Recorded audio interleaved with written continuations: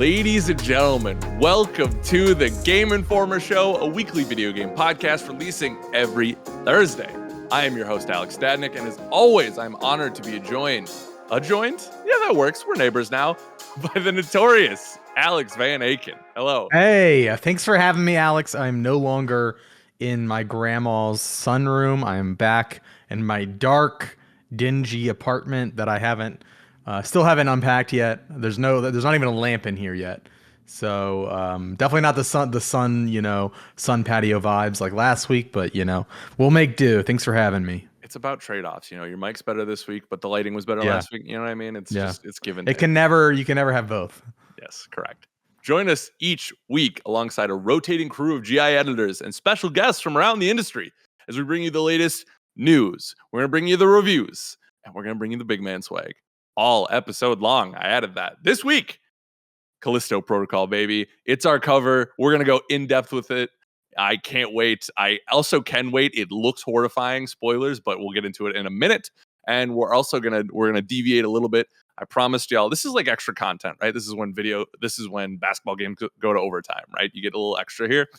We're pushing the Nintendo predictions a week or two because, I don't know if you don't know this, Summer Games Fest next week. So we're going to do some predictions on that as well. But first, let me introduce the first part of the panel today.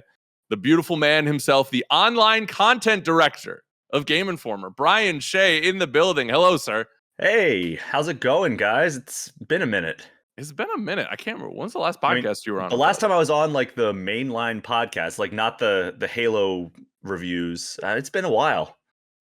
That's right. Okay. Maybe, no, Kirby was John. Kirby was Had John. to have been before Kirby, maybe? I don't know. It's been a minute because we did Elden Ring. You weren't on that. Forspoken, you weren't on that cover. It's been a minute. So let's let the audience enjoy, right? You are here today because you were with me for the Callisto Protocol interviews that we did with Striking Distance Studios, the new studio behind this exciting new horror game, and they were very generous with their information. We got a lot, and I'm excited. Shay, do you want to launch into what Callisto is, and then we can chop it up from gameplay, story, like that kind of stuff? Yeah, so Callisto Protocol is the new game from Glenn Schofield and his team. So Glenn Schofield is the creator of the Dead Space series, and he also was the co-founder of Sledgehammer Games, which has put out a few Call of Duty games, most notably probably World War II. What are the ones they put out? Advanced Warfare. Mm-hmm. They did the most recent was that Vanguard. Vanguard, yeah, that was Sledgehammer. So that's the studio that he co-founded, and then he just founded a new studio called Striking Distance Studios, and this is their first game. It is published by the same company that publishes PlayerUnknown's Battlegrounds, and originally it was announced to be a part of that universe. Even as recently as when I wrote the cover story, he was like, yeah, it's in the PUBG universe. It's just like so far down the timeline, so far in the future that you're going to see little references to PUBG, but you're not going to miss anything if you don't know the story of PUBG or like the universe of PUBG. It's just like PUBG happened like centuries ago, and now we're out on Callisto. PUBG is my favorite narrative game, though, to be fair. But yeah, now it comes out and it's like, oh, by the way, we decided it's no longer the PUBG universe, which is kind of funny that it happened in the time since I wrote the cover story, and then this week he comes out saying that. But whatever, it does. I don't think it's going to end up affecting anything too much, just because of the nature of how detached it was in the first place. But yeah, so this is very much in line with the Dead Space franchise in terms of like the vibes, the characters, and everything. Like it all feels like this is kind of a spiritual successor to Dead Space. So basically, after Glenn left Sledgehammer Games, I think this was in 2018, 2019. Sounds right. He went on like a retreat out in Arizona, and he was just like, all right, I'm gonna basically just take some time off, get away from it all, because he's been, I'm sure, working a lot of hours on the Call of Duty franchise. So he's probably like, yeah, I need a break, need to get away from it all. And during that time, he got his start in the industry as an artist. And so he, in the time where it wasn't like group, like spa activities and everything that like this resort was known for, he just kind of like went out into the desert and started drawing and painting out there, and started off like painting and sketching like the fauna, The nature, yeah. yeah, like the desert wildlife and the desert plants and everything. And then eventually he started like coming up with game ideas, and one of those ideas was called Meteor Down, I believe that was the name of it. And it was about like a meteor that kind of crashed into like this prison, and then it caused it to like have all like this alien activity and everything. But now he was like, I was a little on the nose, but he was actually resistant to doing a game that was so similar to Dead Space, because he's like, oh, that's our first game like as a studio. I don't want to do something that's like, oh, well, we're just going to play the hits. So instead, he's kind of resistant. And then the more he thought of it, the more he was like, you know what, like all the best artists like steal from each other. So like, why shouldn't I steal from myself? So he went in and just decided it was time to do a game that was similar to Dead Space in many ways, but also like expanding on the formula, expanding on the concept, and taking place in a very different universe. This is not like a sequel or anything. This is a whole new thing on its own. But there are definite similarities. Like the protagonist Jacob, he has a like the life meter on his neck, similar to the way Isaac in Dead Space did. And he's not like a guy who's like trained to do any of this stuff. Like he's not like a soldier or anything. He's just like a cargo ship pilot that crash landed in the on Callisto, which is one of the moons of Jupiter. Mm-hmm. And it's also like so Callisto is like one of the great hopes for like humanity's life beyond Earth. Like they're like, I guess scientists have actually pointed out like, oh, it's like one of the places in our galaxy that also seems like it could have some water. So like that's kind of expanding on this idea, and like they've kind of started colonizing Callisto, and one of the things on it already is like this maximum security prison, and that's where all of this goes down, is like all this stuff is happening. But like, yeah, there's like some sort of like either supernatural or extraterrestrial threat that has invaded this prison on Callisto, and Jacob, who is stuck there, must now like escape while figuring out what the heck is going on. And there's just these grotesque monstrosities running amok in the prison, and it's just a constant cycle of building tension, uh relieving that tension, sometimes making the tension more significant by giving you like fake outs and like being like, all right, well, we're not ready to pay off that tension build just yet, which is something that Glenn actually spoke at length with me about, with like kind of the art of building and releasing tension. And that was few people know how to do it as well as he does. So I saw, I guess, like 30 minutes of gameplay, and it's pretty intense, man. Like 3 different segments of gameplay, and I was riveted by it, and I watched it multiple times so I could get as many details as possible. And I really think the game is looking amazing.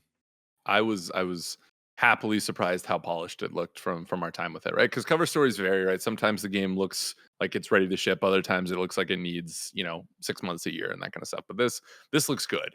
Alex, I'm just gonna tell you right now, you're gonna shit your pants. You are like you are going to struggle with this game, because I struggled. I'm excited to play it. Yeah, we should definitely do a series on it. It definitely, they're doing some interesting things. I think a lot of people already have pointed out, right, it is very similar to Dead Space, and even the dev team themselves weren't shy about some of those comparisons, but they really want people to go into it with an open mind and understand that this is its own thing as well. We talked to the team about some of the creature design, which they are called biophage. The individual creatures are not named, but like instead of like the necromorphs, right? Like it is biophage this time around. And good golly, Miss Molly, some of the most revolting stuff I have seen. Like, you've seen some looks of the horrifying. I've just seen like images in the photos. trailer. Yeah. And it is truly like, there's just so many teeth. We asked the dev team, is there going to be eye stuff similar to like in Dead Space, right? He's like, oh yeah, there's going to be eye stuff. Like they're reveling in these horrific Body human horror. monstrosities. Yeah, like And they really very much so. They basically studied like a bunch of horrific real world things to make sure that the gore and like the kills are like as realistic and grotesque as possible. like they were like taking like police footage and like just basically stuff you would never want to subject yourself to. Like even Glenn, who has seen like a lot of like horrific things in his through his love of horror, was just like, man, this was like bad. Like some of the stuff, like there's like one like death scene that we saw, because like there are like almost cinematic death scenes like based on what happened. So like there's one scene that I saw, I don't know if you got to see this, Alex, but it was a separate gameplay sequence I saw where like I was going to say Isaac. Jacob gets stuck in a fan, like a ventilation fan, and he just like chops him in half. And like it's like that weird like where like the body gets like kind of caught in it, and like it like takes a second to cut through, so it's like almost like he's like it's like sawing through him instead of just like a clean cut. And then the other one was like this like multi-mouthed creature that like walks up to him and just bites his head off in like just a really like gruesome manner, and like the tongue is left like flailing. And they said like that's all stuff that they saw in like, you know, these real life like terrible footage situations that they studied from like crime scenes and everything. Like they even studied like how flesh decomposes after like a bullet enters it, and it's like, man, they really went the extra mile to make sure like the gore and like all the disgusting, horrible things that can happen to your character and other characters in the game is like immersive and like not great to look at. Well, and we talked to them too. We tried to get there's a couple of videos that are coming on YouTube that you'll see, but when talking to the team, I asked them, I was like, so are these death scenes like Crystal Dynamics Tomb Raiders, but like on steroids? And he did the oh yeah, like so much so that we don't even want to show them or talk about them because they want that like level of surprise to be there. So it's like that was a big thing for them. It sounds like they put a lot of time into the death animations, but they also they absolutely did. They put a lot of time into combat as well, which is going to be a huge part of this game outside of the atmosphere. What are the weapons like? Because I know, I'll let you get to it. I'm sure you were. For sure. So they really wanted to emphasize like ranged and melee in this beautiful dance almost. They kept referring to like this rhythm that the combat presents, right? Because you have your shock baton, which is going to be your main melee weapon throughout the game. You have a little shiv and stuff like that too, because prison, right? But like, you know, your main weapon is the shock baton that you'll be able to upgrade and stuff like that. And then they were closeted about some of the weapons. They said pistol, some shotgun. other shotgun. Yeah, they're really excited about the shotgun, especially with the creatures and how disgusting and how much they're going to blow up with the shotgun, right? But it all pairs with this GRP, right, Shay? Which is basically, to distill it down, is a force ability where it's used on Callisto to like move cargo, right? But in the case of the game, you can grab enemies and like shoot them into, or you can push them away. And sometimes if there's, because the environment is interactable, so it's like if there's a bunch of spikes on the wall, right, you could shoot one of the biophage into the wall and they'll die because they hit the spikes or whatever. So, or like fans, just like throw them into like a really rapidly spinning fan and like turn them into basically like pink mist. Yeah. Yeah, get a little pate. A lot of biophage, Mortal Kombat-esque death sequences, whether it's like a fatality or a stage fatality. Like there are a lot of things I'm like, oh, that's like Mortal Kombat. So, but it all culminates also into this, into the dismemberment and to the dodging system, right? Because, if you dismember certain parts of the enemies similar to Dead Space, it affects their ability to attack you or to run at you, you know what I mean? So, but doesn't always mean they're dead, right? They could be laying on the ground, doesn't mean they're dead. The dodge system is interesting. It's not just hit B to move. There is a rhythm to it where it's like if you move left on the stick, you dodge left, right, you dodge right, and then back to like move backwards. That one, I don't know, Shay, about you, but that one seemed like one I needed to get my hands on to really try it out. What did you think about that? Yeah, I thought that like it looks like it works well, but it's like, you're not gonna know for sure until like you're standing toe to toe with a biophage that's trying to like swipe at you or grab you, and you can just kind of see how responsive it is and how easy or how difficult it is to get out of their way. Right. Yeah. So it's like if that's overly clunky, because they did say they really feel like, from our talks with them, it feels like they really want this to be survival horror. So like, you're not going to be, at least from what they told us, you're not going to be freewheeling the shotgun, right? You got to be careful with how you use those bullets, right? If you block at any point, which you can do, you take less damage, but you always take damage. So there is that level of, they really want this to be survival horror, not as much action, even though there will be. You have a little force. It's a ton of action. Yeah, there's going to be a ton of it, but it's like, so I feel like it's not quite Resident Evil in that way, but it's like, it's closer to that than maybe like a Dead Space 3. Is that fair, Shay? Yeah, definitely. But like, yeah, there were a ton of things where it's like, all right, well, here's a guy crawling towards me, and shoot him before he gets close because he's going to explode all up in your business. Or like Yeah. jump scares, like these little like long-necked weirdos that like pop out of these pods. Like if you walk past it, they design them almost to be like landmines, where it's like if you don't spot them from a far enough distance and approach at the right angle, these things are going to jump out and like kind of latch onto your shoulder or your neck and just start munching away until you like get it off. But like there is a way that's like, if you spot the pod that they reside in, it's like, oh, I can approach it from this different angle. And that's like, it's action, but it's also like meant to just like kind of keep you on your toes. And he was talking about how like keeping players on their toes is always something where it's like, all right, well, you always in a survival horror game, you're always like, all right, if I open this door, is something going to jump out at me? And like, so like early on, they'll have something that jumps out at you when you open up a door, and then they'll get you to the point where you're expecting it to happen, and then they'll stop doing it for a long time, because like that way the tension's there and you're always like, oh my god, is there no, there's nothing here. And then like you start to feel secure that, all right, when I open the door, maybe nothing's going to be there. And then that's when they're going to hit you with something behind the door. So like they're trying to get it so like there's never like an expected thing, because if you always know that something is going to jump out when you open your door, it's not scary. Or if you feel safe every time you open a door, it's not scary. So they want to keep you on your toes and make it so that way like you expect the unexpected, and through that there's just this kind of constant feeling of tension.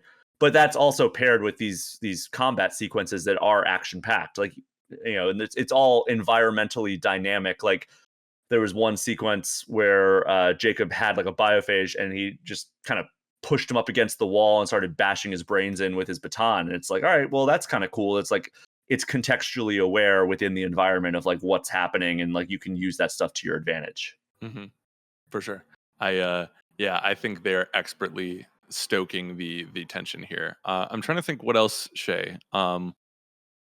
They're using lighting to great effect as well. Like there's a sequence at the end of one of the demos that we saw where you were getting to a kind of like a maximum security prison or portion of the prison. Mm-hmm. And it was like they wanted it to, even though it's well lit, because like normally you think of like a well lit area in a game like this, it's like, oh, that's like a beacon of safety. Area. Yeah, it's a safe zone. Yeah. But they wanted to use it to highlight kind of danger, and even using like the glare of that light produces, almost the way shadows are used in other horror games, where it's like, all right, that's a really dark area, I have no idea what's in there. This one, they're like, all right, well, that light is so bright that it's like almost creating a glare that makes it so I can't see like what's going on, and like it makes it that's so cool. like, yeah, so that way it's kind of like, all right, well, you're more exposed there. Yeah, the light is so bright that like maybe my enemies can see me, but I can't see them, because it's like when you're driving on the highway and the sun's setting, and it's like it's like really hard for you to see. That's almost like some of the methods they're using. But then also they're using lighting to highlight that like maximum security area I was talking about, where it's like, all right, well, it's well lit, but something about it just feels unsettling. The way it's like just kind of like this light from above is just like beaming down. They call it the angel of death, I think. Yeah. And it's like, man, like something about this just is ominous. The way it's like the way the light is positioned, and like it's casting shadows from this suspended like maximum security prison. And it's just like something about it just feels really, really bad. Yeah. I don't like it. Yeah. There never feels like a safe moment, even though there will be some, but also they wouldn't, like we asked, like, are you safe in an upgrade menu and that kind of stuff? And they're like, you're gonna have to play to find out. And it's like, I know what that means. Speaking of upgrades, there are upgrades in this game, right? There are skill trees for like the shock baton, some of the weaponry and stuff. Shay, correct me if I'm wrong. I believe the suit that you get eventually has some upgrades as well. They didn't detail. Yeah, we didn't really go too much into the skill trees. They wanted to play that pretty close to the vest, but yeah, I believe there were some things you could do. I know that his suit changes over the course of gameplay. Like starts off, he's just kind of like in his prison garb as he escapes, like in the early stages, and then like the last demo we saw, he's like out in the tunnels underneath the surface of the moon. It's like this dilapidated tunnel that's collapsed in on him, and he's just trying to kind of navigate and find his way through it. And he's wearing like a full-on spacesuit that you see like in the cover story and on our cover. And it's kind of cool because like the attention to detail is wild in this, because like they zoom in and like, you know, he's wearing the glass over his face because he can't breathe on a moon. And like as he's breathing, you can see the condensation of his breath, like like when they zoom in on his face, and it's just like really cool the way they're doing that. But yeah, it's there's a lot of really amazing stuff in this game, and I'm dying to get my hands on it. Yeah, there's a lot of systems in this that I think seem almost overwhelming at times, but the way I'm excited for people to actually see this, because like the way they all work together in harmony looks so good. I think that's why I'm interested in this as someone who doesn't like horror games. Usually, I should say. I guess that's not as true anymore, but I'm willing to get over some of the scares because the combat seems like it's going to be very satisfying. In one of our interviews that you'll see in the next 2 weeks or so, we talked to the team. They're working with the PlayStation controller, the DualSense, to really bring home that immersion, right? He's like, just wait till you feel like bones break with this thing and that kind of stuff. I was like, oh, that's going to be as awful as it is amazing, and I cannot wait. And he's like, you know, trigger jams and like that kind of stuff, or maybe not trigger jams, but like feeling the guns and stuff like that, because I don't think he said the guns jam. So I thought you meant like just the way, like I thought you were calling trigger jams like when like you pull the trigger like of the DualSense and it kind of stick like when they stick like Astrobot kind of did. Right. Yeah, I'm sure there'll be more of that. But I did ask him, because Jacob is a newbie to combat, basically. Like they said, no, like your gun's not going to jam. He's not going to trip or anything like that. But he is like in his animation, he's more unwieldy and like, what the hell's going on? You know what I mean?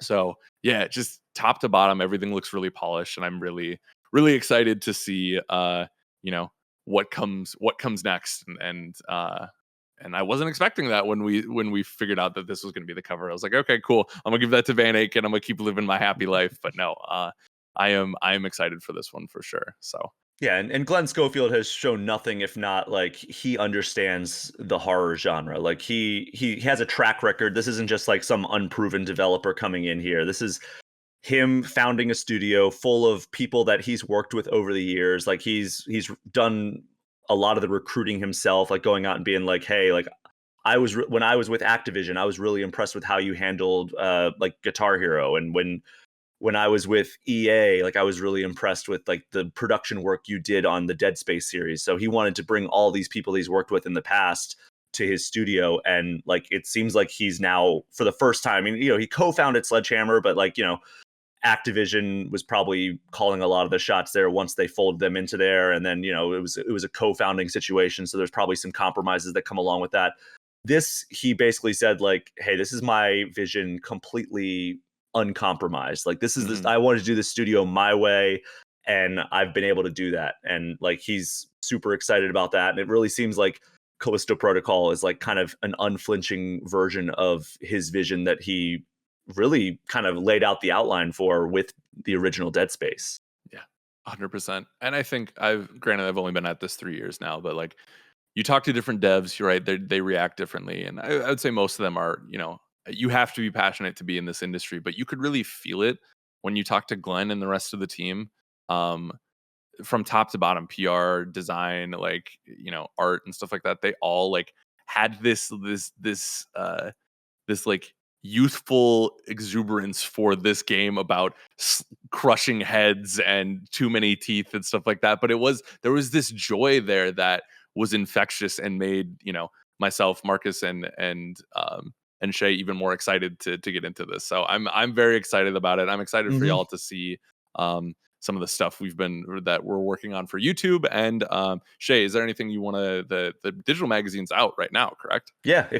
Some print subscribers have already even started getting their copies. So like, yeah, like if you have a subscription, check that mailbox. If you have a digital subscription, we have an app that you can download, or you can access it on, I believe it's GameInformer.com/magazine and you'll just have to like link your profile and your email address.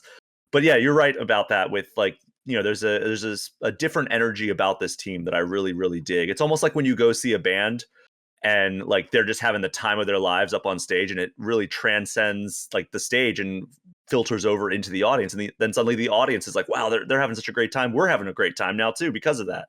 And that's like almost what it feels. It's like I was looking forward to this game. Like I was like really like excited when he said he was going to do like a Dead Space-esque game. And but yeah, I was like, oh, I'll play that when it comes out probably. And then like talking to them and like feeling like how enthusiastic they are about this, and like then seeing it in action, of course, it's like, okay, I get it now. Like I'm on board too. For sure. Well, be sure to check out the digital magazine. Be sure, anything else you want to plug, Shay, before we say goodbye? Also, you can go on GameInformer.com now and read like a full-on, in-depth, super long preview of Madden NFL 23. Oh, there we go. Okay, be sure to check that out. And Shay, I don't have a joke for where you're going next. Where do you want to go? I'll just go upstairs, I guess. Okay. Well, while Shay goes Is that upstairs, where you spend most of your time, upstairs? No, I spend it right in this chair.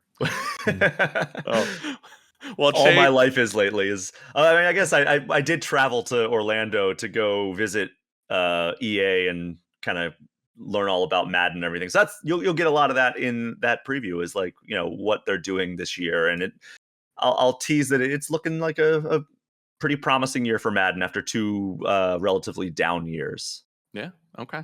Well, while Shay fantasizes about being Orlando in his head, we're going to take a quick break and we're going to get some new people in here. We'll be right back. Welcome back to the GI Show. Brian Shay is no longer here, but we've doubled him and we have some great people here. Editor-in-Chief Andrew Reiner in the building. Hello, sir. Hi. Hello, everyone. It's good to see you. That looks like tasty water, Alex Van Aken. It is. Mm. It's H2O, and the O has an H and an exclamation point. That's got that bubble crap in there. Nah. I didn't choose the bubble crap. It was in my fridge. I would personally choose still. Yeah, I take it back. That's not good water. It is raspberry. I'd rather drink flavored. toilet water than that. Yeah. You don't like carbonation in your water? No, I'm the same. Keep that in my soda. Yeah. Just keep it out of my water. No. You guys, you Alexes. All Alexes. Just the worst. This one's better than LaCroix. I will say that. Have you had the lemon chop? We're off the point. I have. Yeah, I destroyed your show. All right, bye. Bye. Saboteur. King of Late Night, pride of Milwaukee, John Carson. Hello. What's up? You mentioned that you doubled Brian Shay. Am I a clone of Brian Shay now? Oh, is that how this works? Do you have a nice little? Do I have a mustache, belly maybe? button? Do it. I do. All right. You do a similar hairstyle when he grows his out. There you go. Yeah. Was that a Kyle XY reference, John? I mean, maybe. He's an alien. I don't have as nice of abs as Kyle XY does. Do you remember that was the whole marketing? No, Alex, stay on point. Today, as we said, we're not doing Nintendo predictions. We're going to do Summer Game Fest predictions. Summer Game Fest lasts longer than just next week, but Jeff Keighley, in his infinite wisdom, has another show to kick off the kind of things, fill in that E3-sized hole in our heart.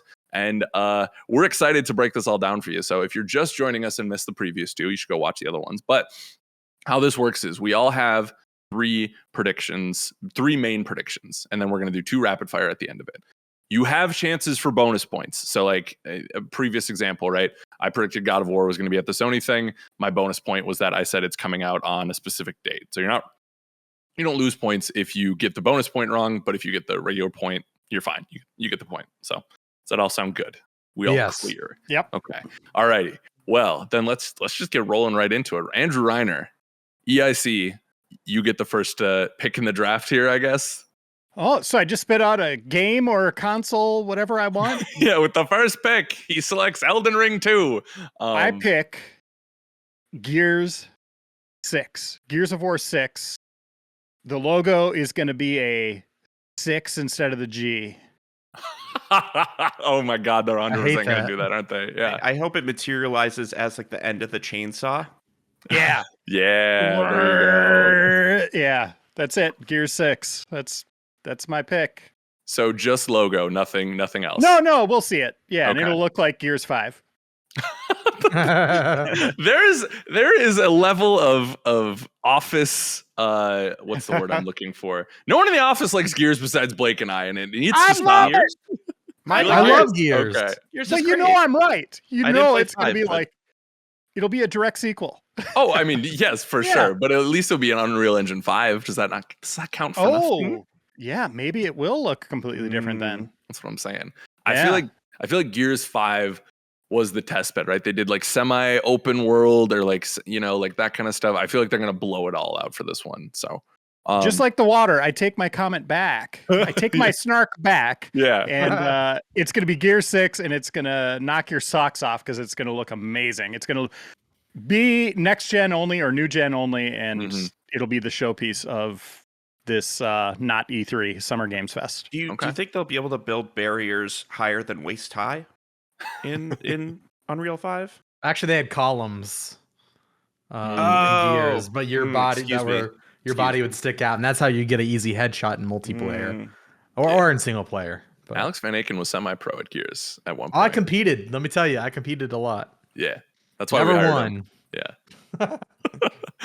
Reiner, do you want to go for a bonus point and say if they'll throw a date on it or anything like that? There won't be a date because Microsoft has learned don't put a date on anything. On anything. Anything. Yeah. Literally any of their titles. They're just going to Anything. shadow I mean, drop them they all. took Yeah. a shot in the dark last year with Starfield. They're like, it's coming out this month, and then they delayed it. So no dates anymore. Okay. Alrighty. So no bonus. So Reiner doesn't get a bonus point if they announce like 2023. I'm here for that. So I should have said that, but yeah, I'm a big dummy. you're learning. It's okay.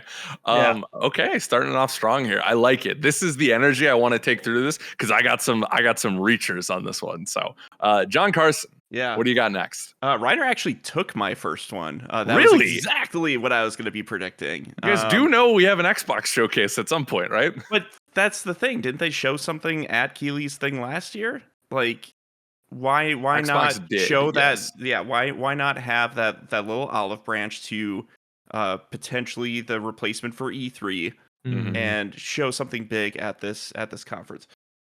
That's not what my prediction is now, though. My prediction is last year, Keely showed off a little game called Elden Ring for the first time, and I think we're going to get confirmation of DLC for Elden Ring at Summer Games Fest. Okay. What do you think that DLC, or what do you want that DLC to be?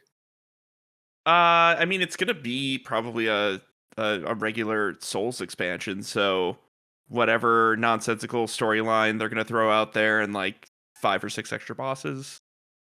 Probably. I don't know where it'd be. I haven't finished that game yet, so I don't know. Like, I know they had the wild like tornado place. There's a big hole in the middle of the world. I think maybe it could be somewhere set in there, but who knows? I feel like there's a lot of interesting history that they could go into in that, even though it's very like in the background, like ether type stuff. There's a lot of stuff with the Elden Lords. I think that could be interesting. Where are the other 5 fingers? There's always only 2. Yeah, we have to go find the fingers. John, you should write games. That's amazing. Yeah. Okay. Great. Do you? Is there any bonus point consideration we want to take in here? Yeah, actually, if they do show the other fingers, I think that's my bonus point. I'll give you 40 extra points if they show the extra fingers. Thank you. That's what I will allot you. Okay. All right. What is this? This is like a Hogwarts scoring system. It's literally like Who's Line. The points are made up and they don't matter, you know? Yeah. It's 6 points, Hufflepuff. Yeah. Whatever. I am the Sorting Hat. Yeah. Alex Van Aken. Hello. Buddy, my guy. What do you got? So going off of I mean, John had a good point. You know, he went off of a game that was announced, that was shown off previously, you know, at a Keely event, right? So I'm gonna do the same thing, but mine was shown off much more recently at the Game Awards. Arc Raiders, the free-to-play third-person shooter, is going to have an extended gameplay look. We had a trailer. It was made by Embark Studios. It's free-to-play co-op shooter. The gameplay clips, it was kind of sizzle reel style. You couldn't really get a good look at, anything really, but what the clips, 2-second clips you saw looked promising, right?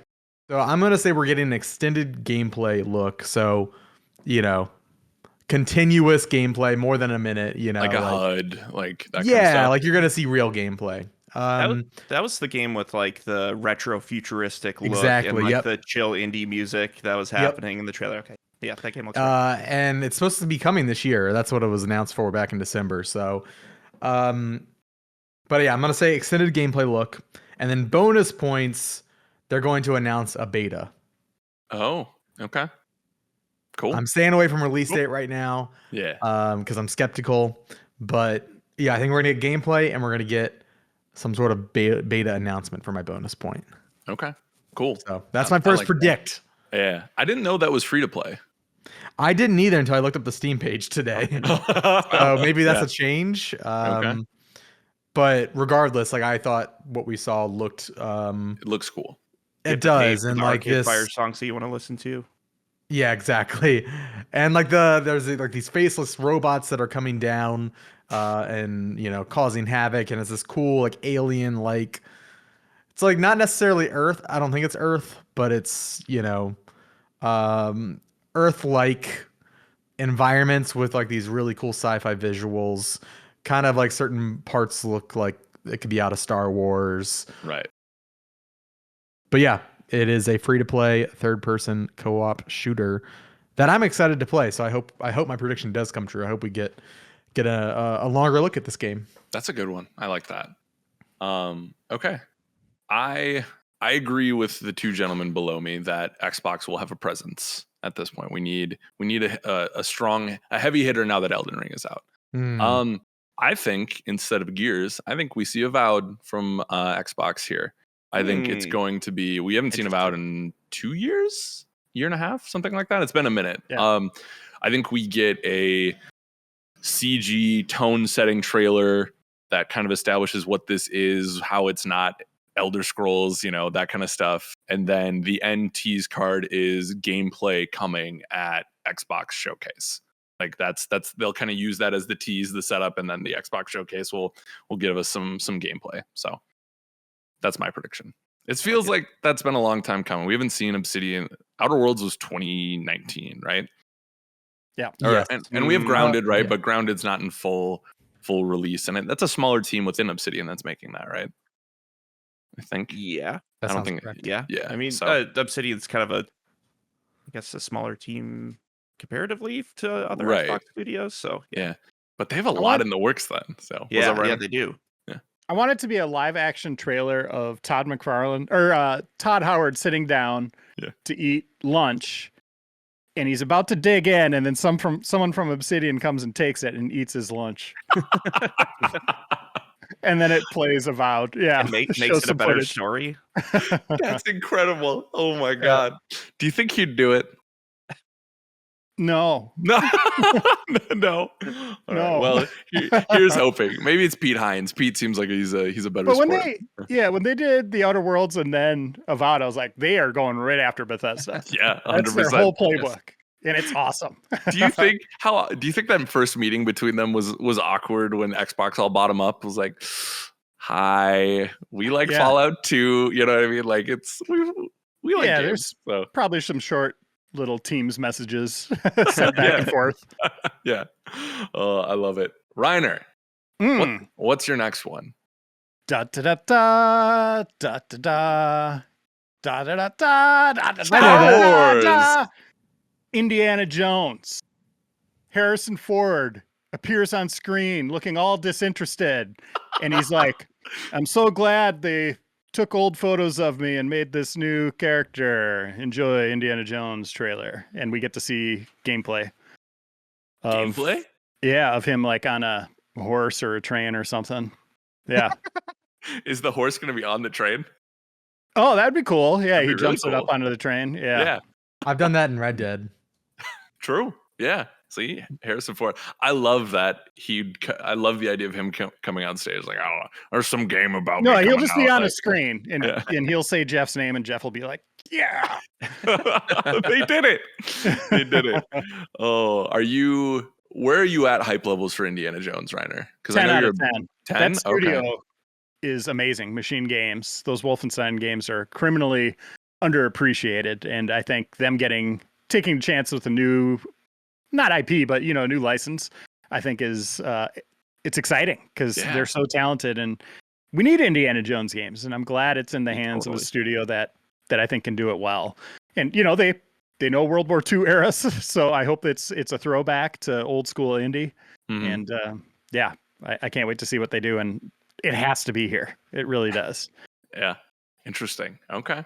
I mean, I would love that. I agree with you. I think the Wolfenstein games are underrated at this point, even though Kim thought they were.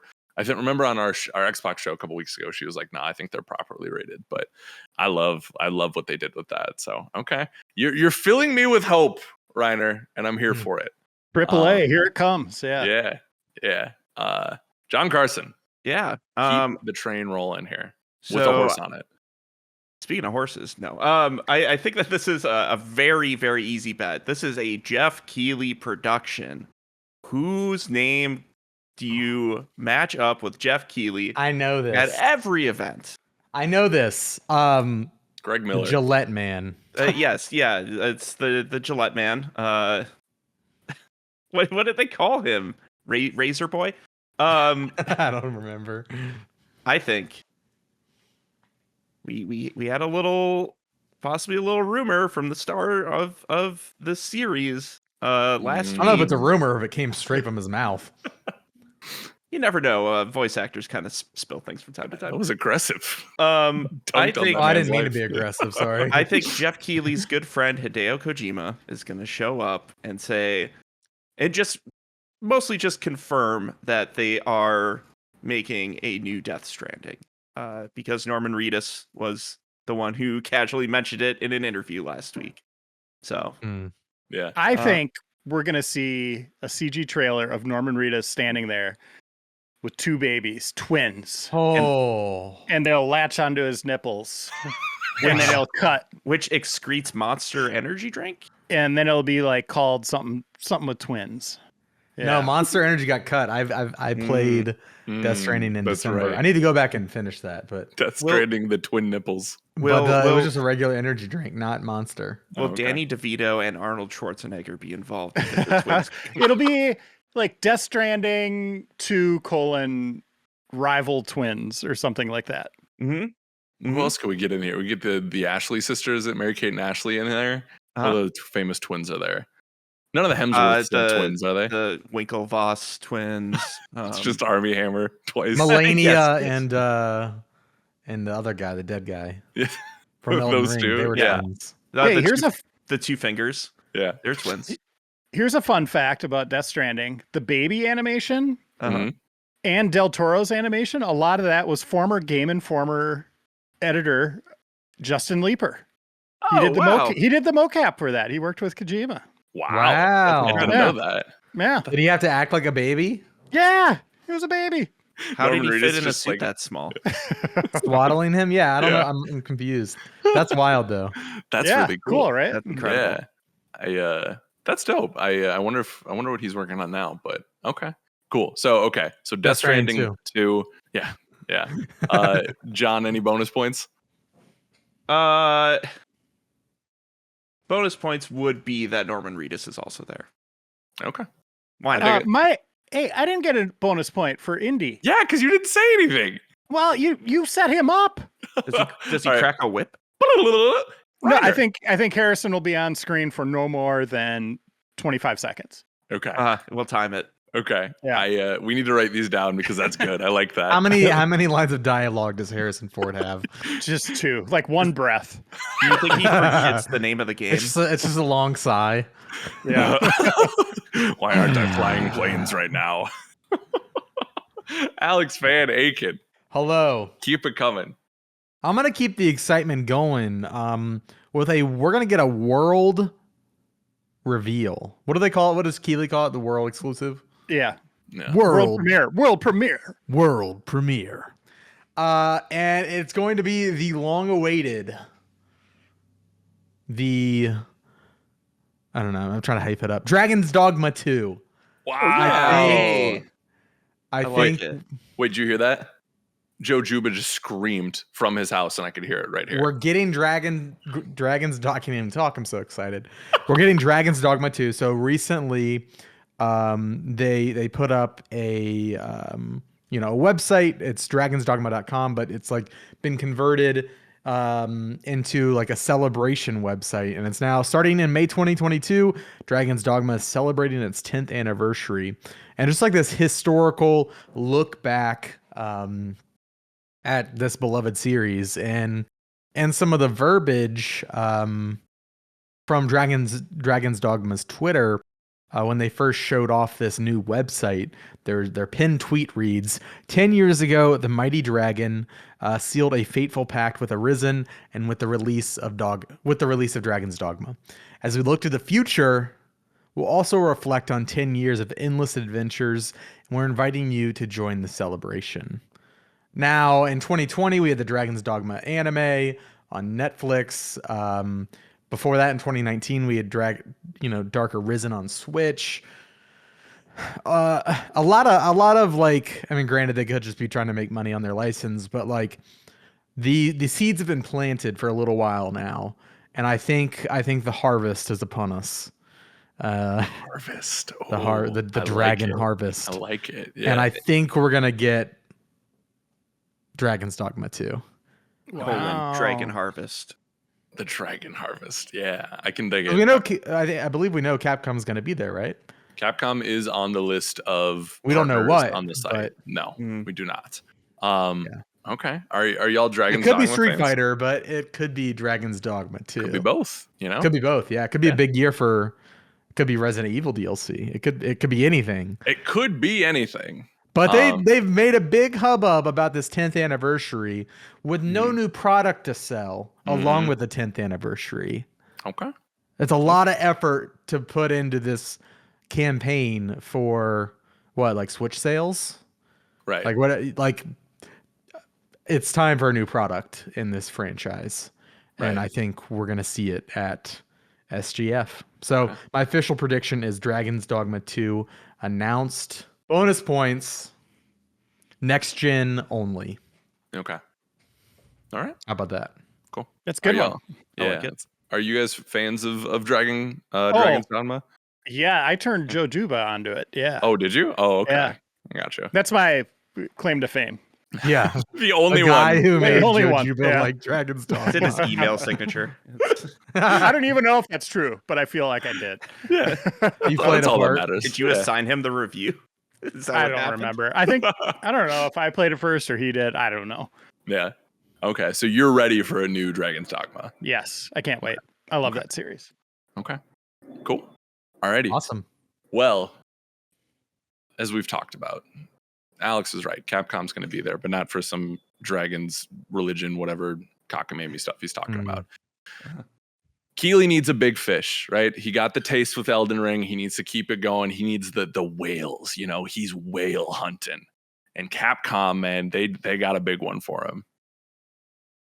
The one last thing, or not? Okay, no, I'm gonna take that away. You're gonna from steal my the prediction that I didn't use last week.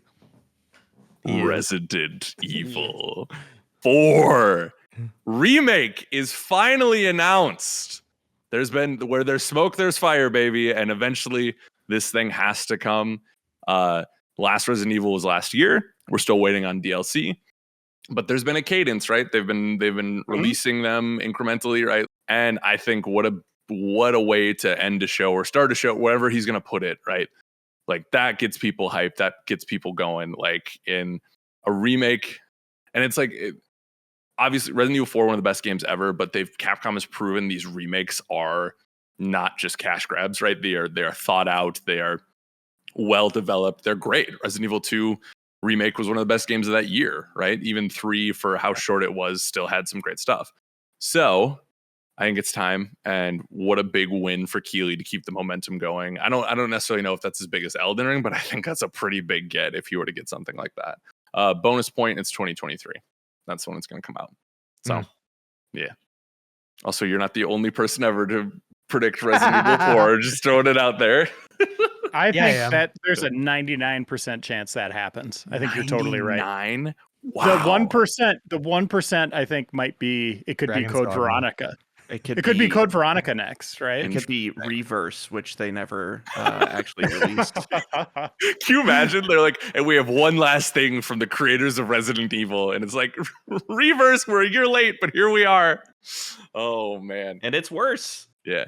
Do you like Code Veronica? Would you like to see a remake of that, Reiner, or no?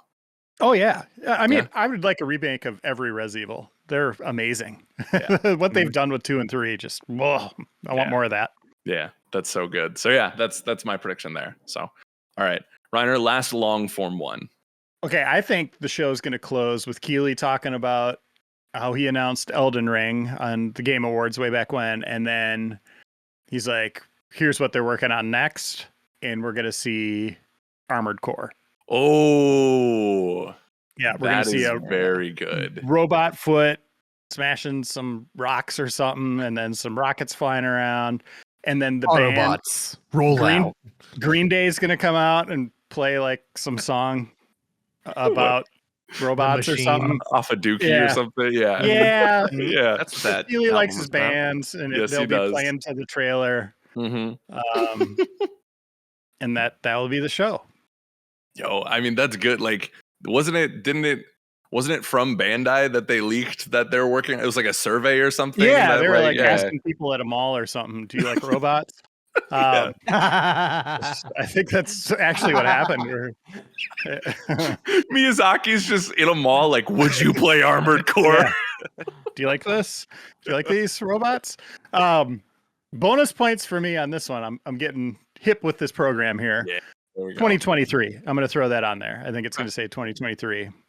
And yeah, I have some kind of title we don't understand, like Armored Core : Hearts of the Airplanes or something. Like, we'll be like, what? What is this? Yeah. I'm gonna look up machine part names real quick. Yeah, machine part name. It'll be Hearts first of result. Compressor or ball bearing. Okay. Hearts of the Compressors. That's what it'll be called. There we go. Sounds like a Kingdom Hearts game. I love it.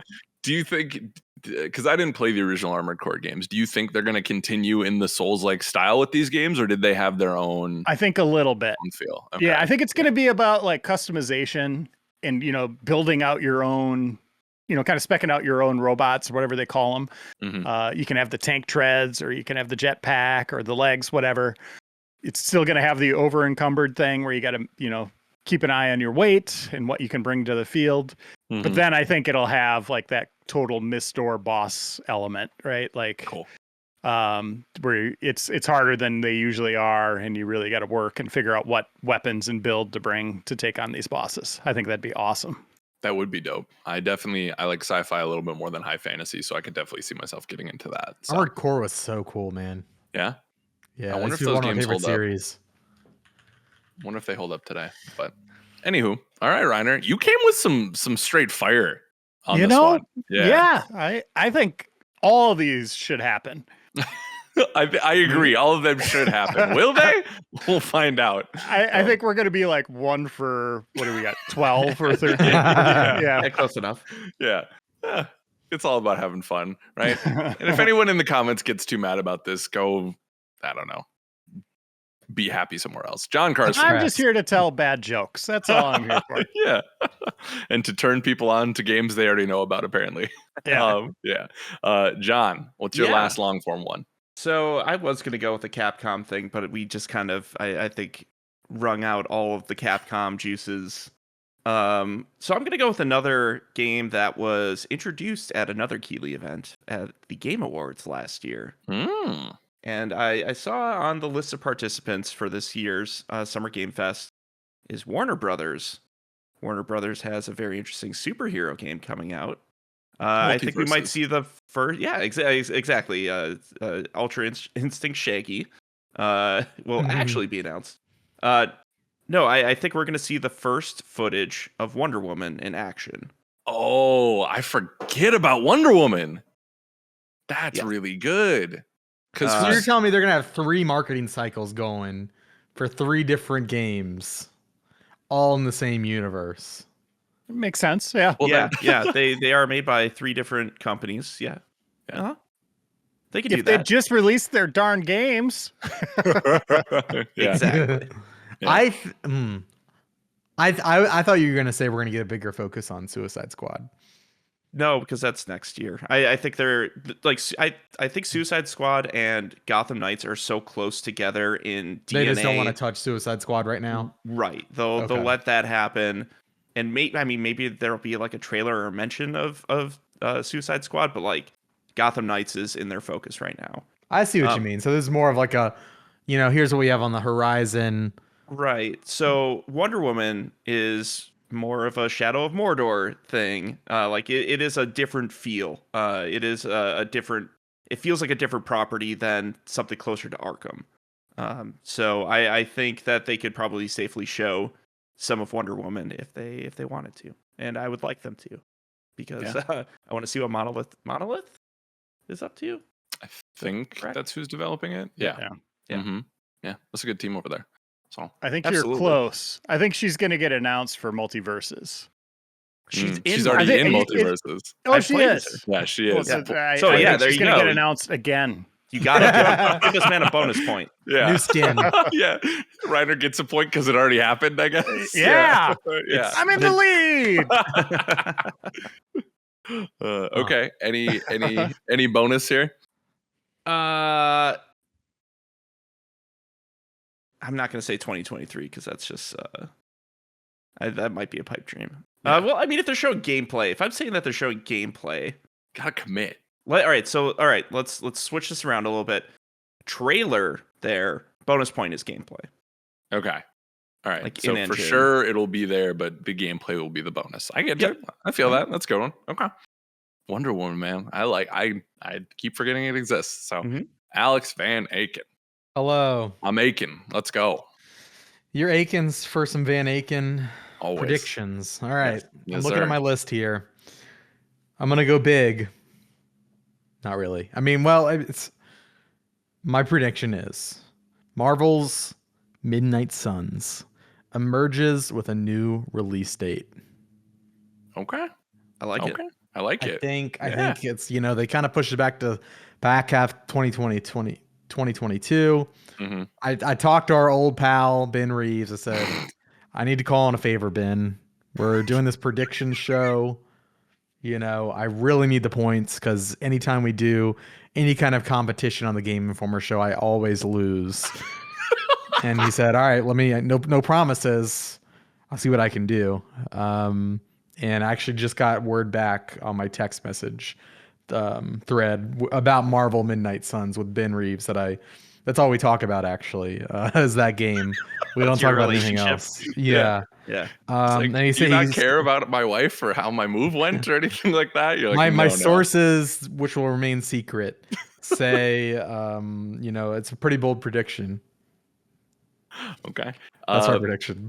Obviously, that is all a joke. I don't talk to Ben Reeves. Bonus points. It's releasing in October. Okay. That's All my right. guess. That's my guess. I Give like an it. exact date. Ooh, Oh, let me look at my calendar. Okay, hold on. Also, I like the implication. You were like, I don't talk to Reeves. Like it was. I mean, we don't. Yeah. Love the guy. He's great, but I haven't talked to him since he left. He's been busy. When Ben left, Van Aken did a backflip. I was like, holy crap. Yeah. That was Why is he amazing. so excited? Yeah. Okay, let me see. Okay, I've got the calendar up. I'm going. Is this bonus points, or do I have to nail? Yeah, Okay. Yeah, you get like another 5. Yeah. Okay. Mm-hmm. October 7th. October 7th. Okay. Mm. That is Feels a really early. good one. I like that one a lot. Doesn't October 7th just feel right? That weirdly feels like perfect for that. Yeah. I don't know. I feel it in my bones. Okay. So Or- we'll see what or- happens. Yeah. Yeah. Okay. Cool. And if not, Ben Reeves is going to be hearing from me. for the first time after you had like Months. party favors when he was leaving during our going away. Yeah. I have one I don't believe in, but is just crazy enough to work, and then I do have one I believe in. So maybe I'll save the one You I'm get crazy. one. Yeah. Let's do it. If you go on State of Play, or not State of Play, excuse me, Summer Game Fest website right now, scroll through, look at the partners, right? You see Epic Games is gonna be there. Oh, there's gonna be a Fortnite skin. Oh, it's gonna be this, that, and the other thing. Yeah, great, cool. Wrong. You forget Epic Games also has a publishing arm now. And who is under that publishing arm, you ask? Playdead is under that publishing arm. God is my witness. Playdead's next game will be revealed during the show. And I have internet stats to back it up, which obviously are totally, factual. It's 6 years in between Limbo and Inside from when they released. It's been 6 years since we got Inside, excuse me. So it's like, I don't think we're getting the game this year, but I do think it's time to finally see something, right? They've promised it's the biggest world that they're building. It's really been 6 years. Wow. Yeah. Mm-hmm. It's actually unbelievable. I was in college when that game came out. Or I had just graduated, I should say. And it's time. I know there's been some turnover. Obviously, Epic coming in to publish, could have delayed things or changed things, but money is now there for them. That even though there's been some change up at the top there, I am so excited for whatever they haven't missed yet. Like 2 masterpieces in my opinion, and I'm anxious to see, if you've seen me on the GI show, I'm a little anxious to see them open things up, because the 2.5D is a favorite of mine, but I'm hoping the DNA of that studio is still there. And I know I've seen they're still hiring, right? Like I said, I don't think this game is this year, but I do think we finally at least get like a title, right? It's they said it's in the further future or something like that. It's definitely different than what they've been working on before. Yeah, so. we've seen an astronaut, right? Like, Yeah, and like a space rover. Yeah. Yeah.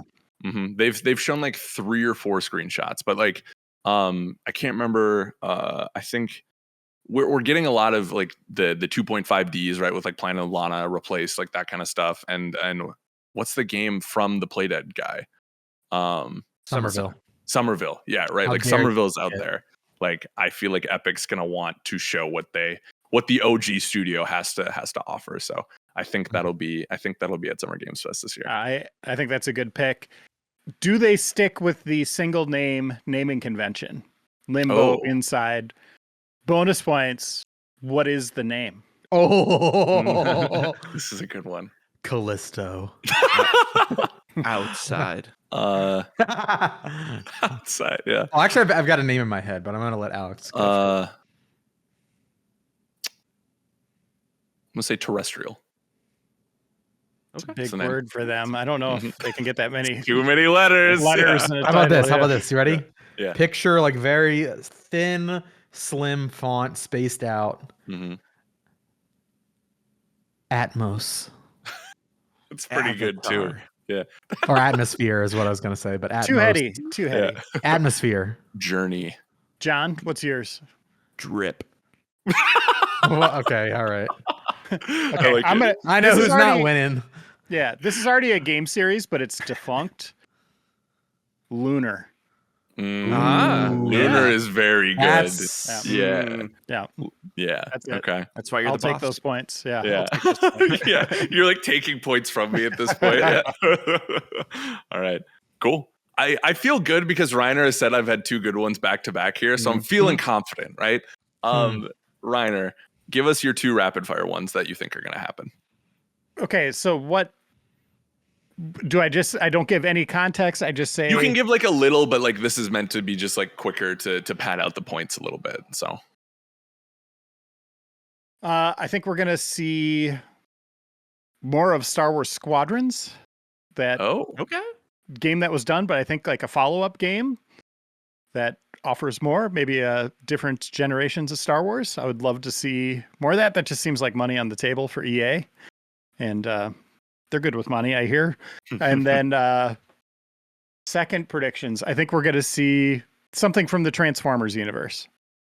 Okay. Was like it that. War for Cybertron that was really good? Yeah, Was that that the was game? the Yeah. High Moon Studios. Yeah, Mhm. those games were amazing. That game was really good. Yeah. Okay. Then we had Platinum do one that wasn't very good, and Mhm. there's been a couple others, but I think someone's going to do something big with that franchise again. I hope they do. Cool. Okay. I love it. John Carson, what do you got? Because I wasn't here for the PlayStation one, I have to throw this one out there. It's this is my Capcom one. Street Fighter 6 might have a trailer. And I know that Capcom probably has their own thing maybe at some point during this. I don't know if We they don't do know or yet. not, but Yeah. I think that Street Fighter 6 will be there, that it's multi-platform, and that's why it wouldn't be at PlayStation specifically. So Okay. So is that your bonus point that's then? my bonus, yeah. It's Okay. multi-platform. Okay. Gotcha. And then one more? Oh yeah, sorry. Didn't think this far.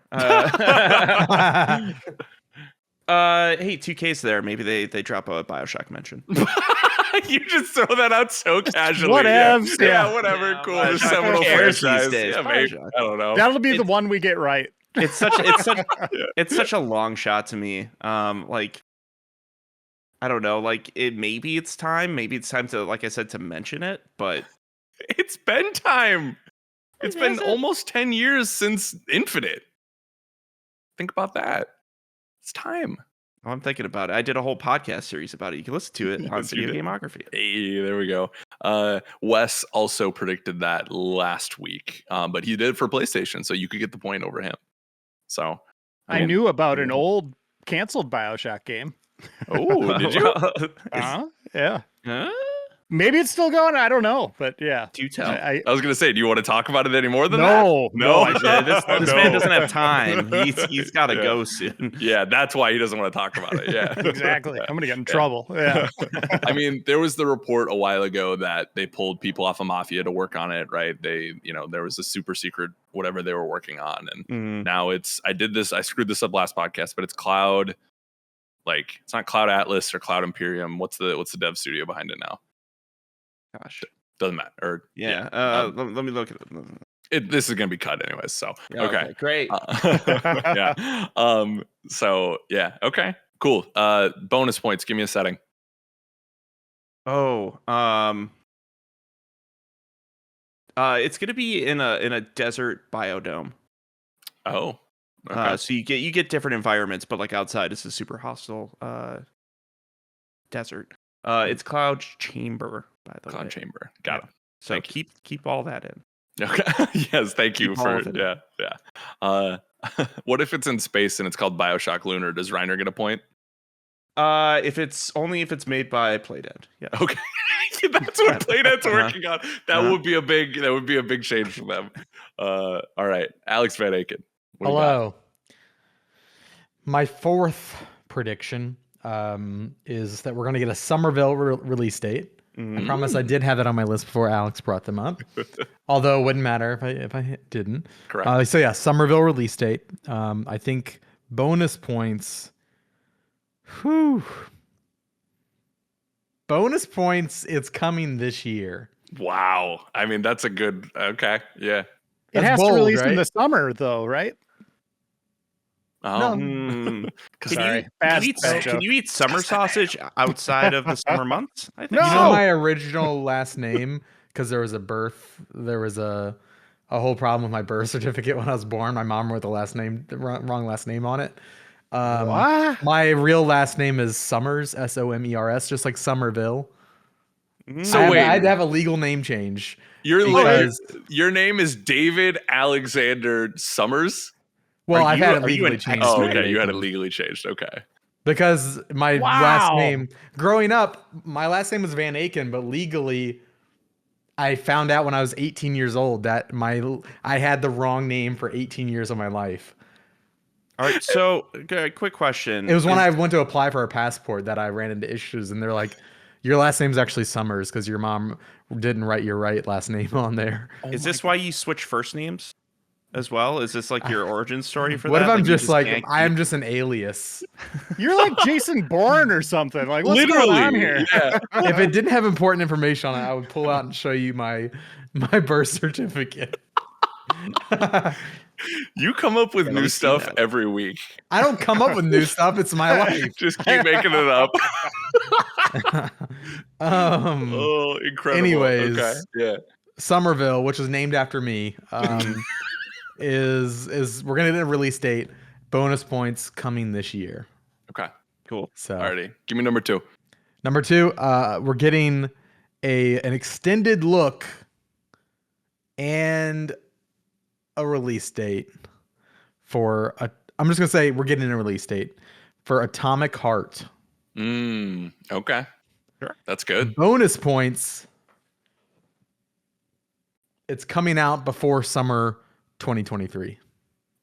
Because they did tease, it says whenever they did their last promotional run, it was like something, it was like an X and then it was Tober 2022. So They have it set on Steam forgot for about that. Q4 2022. Currently. but I mean that Things could prediction change. still holds, and that's actually safer if you want to, if you're banking on another delay. Yeah. It is technically before summer 2023. Yeah, that would cover. Okay. Yeah. Before summer 2023. Okay. Yeah, I feel like we're still in the season of delays, so I think that's safe to hedge on that one a little bit. So, game looks rad. We talk about BioShock, talk about a weird dystopian. It's one of those shooter, games, and I've said this before. I think it's either going to be great or awful. I think it's just one of the, and it's giving me those vibes. It's one of those like, it's going to be like, this is the best thing since sliced bread, or this thing runs at 12 frames a second on my PS5. Right. Yeah. I'm not getting like somewhere in the middle vibes with this game. Of course, total speculation. Of course. But yeah. Okay. Reckless speculation. All righty. Cool. Let's do I think Steam is listed on the website, not Valve, which kept me away from making another crazy In the Valley of Gods prediction. But I think there's going to be a section that a lot of like bigger games are going to be announced for Steam Deck. My hope is Lost Ark, but we'll see, because I would love to have that on Steam Deck. But there's some pieces of PlayStation's catalog that's not on there yet. There's a lot of Xbox games that aren't on there yet, that are like playable for Steam Deck, not just like on there, right? Because you can boot up some things, but like playable for Steam Deck. So that's my quick one. And then let's do it. Dead Island 2 finally back. They're gonna announce it. Dead. Yep, literally back from the dead. I looked. Deep Silver has said multiple times this is not like gone. Like they went to a new studio, I think 2 years ago. What, like, to have another bonkers trailer and to be like that's the buzz. Like, Dead Island 2, we back. I think that could happen. I just went for it. Like I feel like it's got to show up eventually, right? Until they cancel it, or is it canceled already? Yeah. So, yeah, we'll find out. So Yeah. All right, Jeff Keighley. Hope you're taking notes. You got a lot of work to do if you don't have these games. So good luck. Sorry for spoiling your show. Whoa, Reiner. Hmm. I don't have good segue jokes right now. Are you gonna go You develop? just kick me out. Yeah. Just say get lost. Get out of here. That's the bonus point. Get out of here. All right, fine.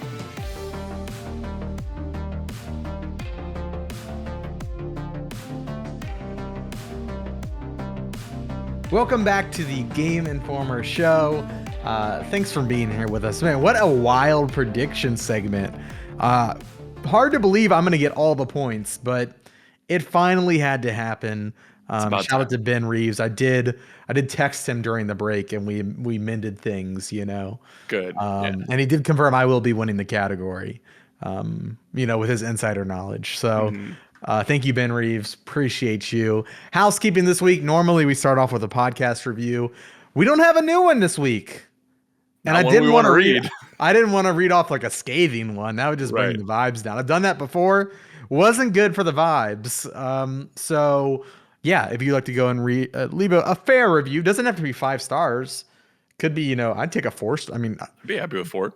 yeah, I'd be happy with 4. Do they do The other captions? podcasts on the Game Informer network, which are Video Gameography, All Things Nintendo, and From Panel to Podcast, they're always like, hey, go leave us a 5-star review. I want honesty in games media, okay? We I don't want even ask. I want We don't even ethics beg. in journalism. Okay? I'm not asking for 5 stars. I'm asking for honesty. But I would prefer a 5-star review. And he'll slip you a 5 if you know what I mean. Yeah. No, I only do deals with, leftover gift card balances. Share your Venmo with. I do Alex have and like Nate, and he'll $2 send on a you $5. Walmart gift card that will go to the first person who leaves a review. There we go. I have 5 chocolate coins that I could probably send someone, Those are already melted though. By the Yeah, next were they in time. your Yeah. pocket? Are they in your pocket? Can you get chocolate coins without them being melted? Is that a thing? No, it's not possible. No. Mm-mm. Anyways, How do you think they got in that shape in the first place? Exactly. True. Yeah, we don't have any reviews this week, but usually, if you want to go and leave us a podcast review on Apple Podcasts, give us an honest review. Tell us how you're enjoying the show, things we can improve, constructive criticism. We do read it all, and so we appreciate you if you take the time to do that. It does help us out and get on charts, the podcast leaderboards as they are. Or if you're listening on Spotify, you can also rate us over there. All of that is a big help to us, and we really appreciate it if you take the time out of your week to do that. So thank you in advance.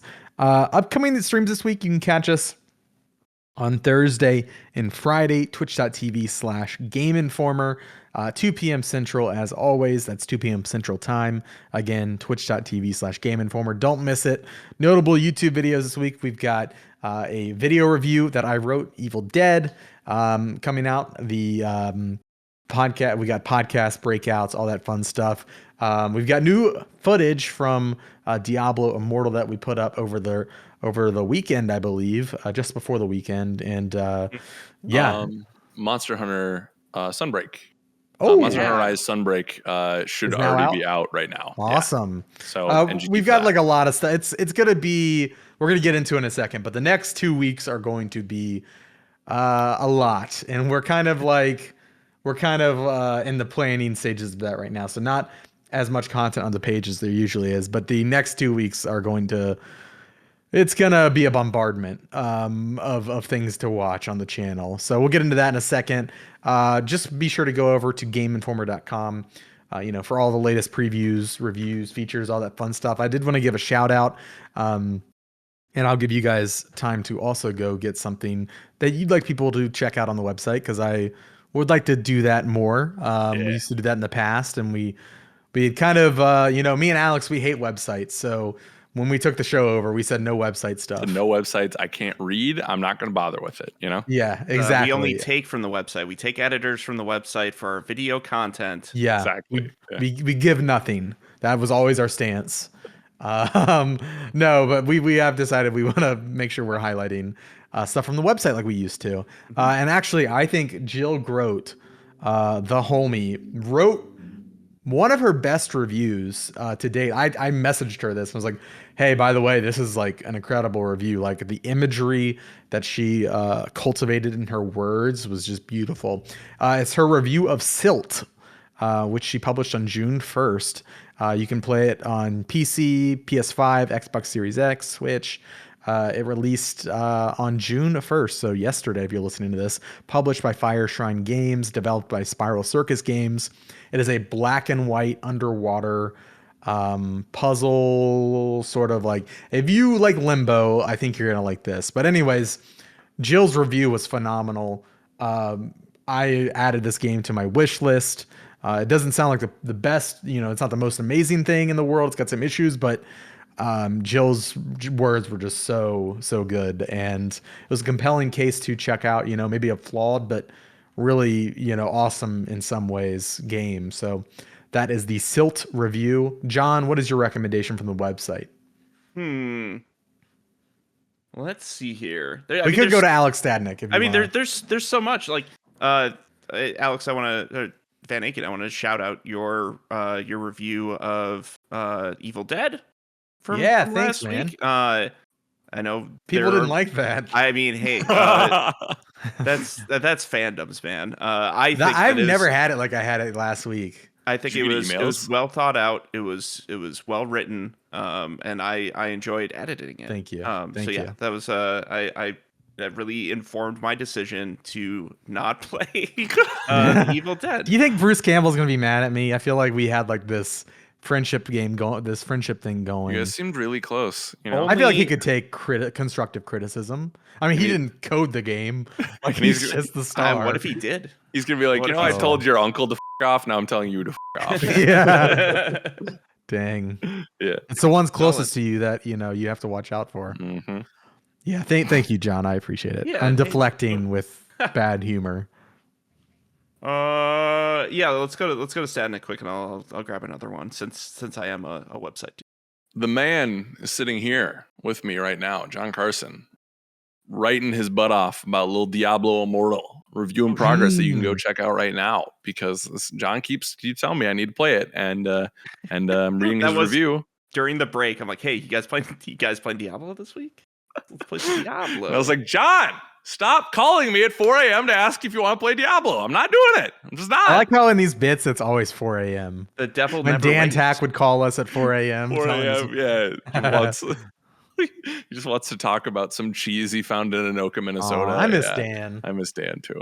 Rest in peace. Even though someone in the comments said I need to stop saying rest in peace. Dan's fine. He's in California. He's gonna be the tannest he's ever been. It's great. I got visual confirmation that Dan is alive. He actually showed his face on his stream the other night. So wow. I tuned into one of his. Seen it. Yeah, I tuned into one of his streams before, and there was no camera. I thought he turned into a computer that only played Marvel Snap for a good 2 weeks. But I thought he was gonna become a VTuber personally. Yes, it's a little duck. It could have been a little duck VTuber. That would have been so good. Yeah, no, for real though, go check out John's Diablo Immortal review in progress. I'm sure you will have the full review eventually, but for now, I think that's a good look at the game. So. Yeah, thank you. And I'd say next week as well. If for some reason you can't catch like Summer Games Fest or the PlayStation event that's happening tomorrow, the State of Play, check out our website. We're going to be there. It's pretty much all hands on deck for those events, writing the news and possibly having some breakout like opinions and stuff from that as well. So we're working hard on the website. We hope that it shows. And we do it for you, the readers and listeners. There you go. Yeah. Awesome. Well, thank you for humoring me, you guys. I appreciate it. That's kind of what's going on in the world of Game Informer. Of course, follow us on social media. You can follow me at It's Van Aken. Follow John Carson at John_Carson.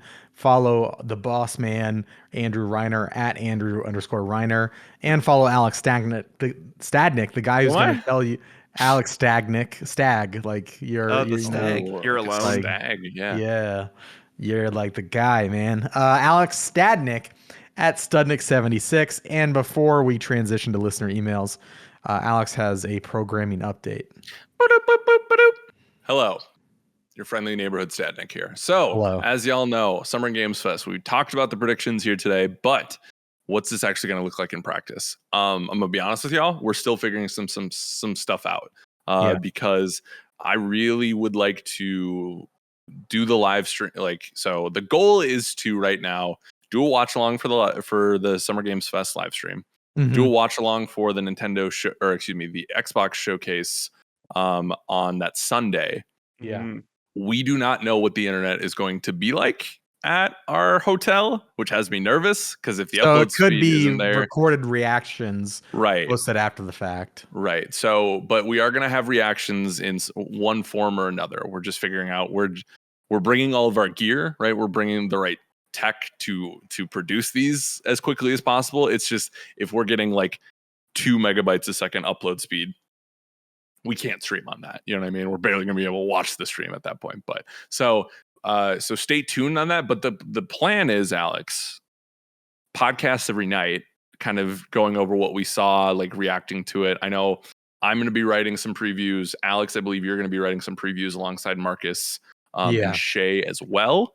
Yeah. If you're I have to write. I didn't want to. I didn't. Yeah, you got to write. Man. Yeah, man, you're taking over. Yeah. Wow. Let me pull up our Yeah, calendar real that's quick. the job.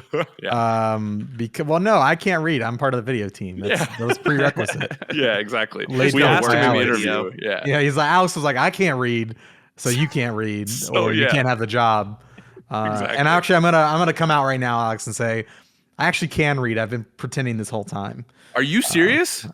I wanted the job, man. Like, what do you expect? So you just from me? lie to me like that? Yeah, I did, dude. That's the only reason I hired you is because you couldn't read.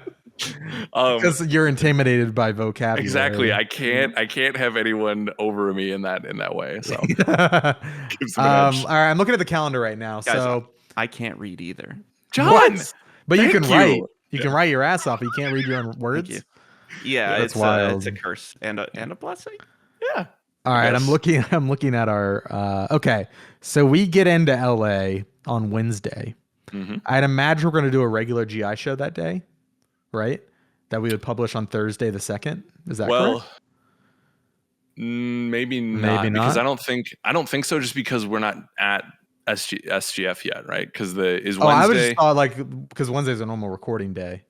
Right, but I think we're gonna have so many podcasts at that point, like You're that right. It week. doesn't really that I matter. think they'll still get you. The listeners will still get a podcast on Thursday. It's just gonna be later than usual because it's gonna be us reacting to fair. what we see at SGF. Okay, that's fair. Yeah. So Thursday we'll have on the podcast reactions from the Summer Games Fest. Yep. Probably upload VR showcase. There's probably something cool there. Mhm. We're kind of going to be watching all the events and doing a big recap episode at the end of the night. Right. On Friday, what events are happening on Friday? The IGN Summer of Gaming, Netflix Geeked Week, the Tribeca Games Spotlight, and then we're also at that point going to be at Play Days in person, playing games for ourselves. And I see games on here. They might be under embargo, so I'm not gonna say the names of Right. them. But we will List have those off for me, please. Yeah, we'll take care of it for you. we will have impressions from our time playing those games, in addition to whatever was announced through streams that day. Right. The 11th on Saturday, the streams are Gorilla Collective, which there's always some gems from Gorilla Collective. Wholesome Game, same thing with Wholesome Games. There's always something cool at Wholesome Games. Future of Play, the Future Game Show. There's a lot of stuff happening that day, in addition to again our own hands-on time with Right. games on the show floor. So I think that's going to be the main focus for a couple of those days, right? Is what we Yeah. actually get to play, because Yeah, I think we are at the event, like we are going hands on with a lot of games, and so you on top of the podcast, you can also expect some new gameplay todays that we're going to work on, maybe some feature stuff. Alex and I have been kicking around. It just depends on how everything times out, but I think the main takeaway: NGTs for sure, podcasts for sure. Audio feed is gonna website be stuff. websites. Oh yeah, tons of previews and stuff like that. So I'm looking forward to it. This is my first work trip, so like I am so excited. I'm dancing around. I'm telling my fiance all about it. She's annoyed. It's amazing. Can't wait. So I'm genuinely I'm so excited for this. So and I hope you are too. So Yeah. So Thursday through Sunday, we'll have recaps up for you. And the rest of the content I'm sure will flow. Usually at these kind of things, spills into the work week afterwards. right. It's gonna be a busy 2 weeks, so it's gonna be exciting though. So yeah, that's kind of the update, Cool. the weekday update from the Game Informer crew. Yeah. Awesome, Alex. Well, you want to get into listener emails? I've been dying to. This is the part of the Good. show you write in podcastgameinformer.com or on Discord and ask us what we're thinking, how we're feeling about games, and there's a lot to feel about for games. So you can, like I said, can write into podcastgameinformer.com. I did see there was a couple of people who sent in games that I think we'll get to probably after the SGF stuff dies down. Yeah. Keep sending in games though. I love when y'all send games in. So but yeah, so send that at podcastgameinformer.com or on Discord. Alex, how do the good people get onto our Discord? Subscribe on Twitch. Link your Twitch in your Discord, in the Discord app, and our server should appear there. If you have any issues, email me, alexvanaken@gameinformer.com. There's a couple people I need to get back to on their invites. They are coming today. So yeah, you should already have them. There you go. But yeah, if you have any issues, just email me. Alrighty. First, And I do ask for proof. yes. Yeah, Receipts, people. He's a stickler. Yeah, you gotta have them. So, I'm gonna save that first one. Well, some of these are just goofy. Let's go from the bottom up here because it gets progressively wilder. This comes from Big Slice Gaming over on Discord, and Big Slice says, "This has probably already got asked, but out of the publications announced to be partnered up with SGF, which ones are you most excited for and why?" It's a great question. So, should I list who's listed as partnered right now? I'm gonna bring up just the image for myself. Yeah, I have it up because it's a lot of stuff, isn't it? Yeah, right. There's a lot. So 2K, Activision, Atlas, Bandai, Blooper, Capcom, Coffee Stain, Deep Silver, Digital Extremes, Emu, EA, Devolver. Epic Games. Is Devolver on the website? I'm not seeing it. it's on Keely the tweeted image. out an updated list. Oh, maybe a little Cult of the Lamb. Oh, I should have said Cult of the Lamb release date. Focus Entertainment, Frost Giant Studios, Humble Games, Level Infinite, Mediatonic, MiHoYo, the Genshin people. That's a tongue twister. Yeah. Netflix, Raw Fury, Samsung Gaming Hub, Sega, Skybound Games, Studio MDHR, PlayStation, Square, Steam, Tribeca, Warner Brothers, and Xbox. And you didn't list from that list for PlayStation and Square Enix that are also on this updated image that was tweeted on May 31st. Didn't I literally just say Square and PlayStation? Didn't I say I didn't hear those. I'm sorry. It's okay. Selective hearing. I'm an Xbox guy. The truth comes out. Yeah. I'm kidding. I'm yoking. So yeah, I mean that's a heck of a list. That's a who's who. I feel like Nintendo may be one of the only big ones that's missing from the list. A couple others, but yeah. I don't know. Do either of you have one that jumps off the page at you? I mean, for me, one of my most anticipated games is Street Fighter 6. So really, Capcom being in there is exciting to me. Like that they have anything that they want to show right now. I mean, it could be Street Fighter. It could be, like you mentioned earlier, Resident Evil. I don't know if it would be like Pragmata because that got pushed to next year. And it seems like they don't want to show anything more of that anyways. Right. Like for whatever reason. But yeah, other than that, it's also Square Enix, but that's probably what Forspoken that they're going to be showing because there's a Final Fantasy like anniversary event that's happening pretty soon as well. That I think like I was thinking there was a Square Enix game I was thinking about during our predictions that I didn't say. Are